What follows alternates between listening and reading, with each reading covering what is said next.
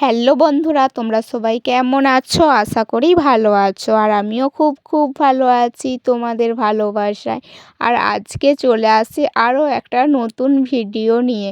আর আজকে বাড়িতে হচ্ছিল চিকেন, ওর জন্য দেখো চিকেন রান্না করার জন্য আমি কিন্তু পেঁয়াজগুলো ভাজা করছিলাম তেল দিয়ে। আর তারপরে দেখো এই যে চলে আসছে চিকেন নিয়ে।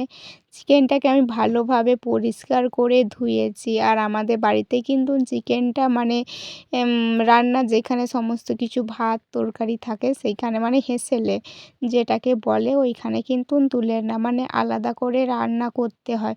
ওর জন্য দেখো বাইরে যেই গ্যাসটা ওভেনটা ছিল ওইটাতেই আমি করছিলাম। আর করার পরে আমাকে মোছামুছি সমস্ত কিছু করতে হবে। আর তারপরে দেখো এইখানে তো আমি পেঁয়াজ ভাজছিলাম আর মাংসটা আগে থেকে সমস্ত কিছু ভালোভাবে মাখিয়ে রেখেছিলাম। তারপরে আমি মাংসটা কষাচ্ছিলাম। আর কালারটা কেমন হয়েছে তোমরা কিন্তু অবশ্যই কমেন্টস করে জানিও। আমার তো কালারটা মানে খুব ভালো লেগেছে, কারণ এই প্রথম বলতে পারো যে চিকেনে আমি এরকম কালার নিয়ে আসতে পেরেছি। চিকেনে যেমন সমস্ত কিছু মশলা দেয় আমি সমস্ত মশলা দিয়েছি, কাশ্মীরি লঙ্কা দিয়েছি ১ প্যাকেট বলতে পারো। তারপরে দেখো আমার চিকেন তো কষানো হয়েই গিয়েছিল, কষানোর পরে কিন্তু ২-১ পিস খাওয়ার পরে আমি জল ঢেলে দিয়েছিলাম। আর জল দেওয়ার পরে কালারটা কেমন আসছে দেখো। এরপর আমার হয়ে গেল চিকেনের ঝোল।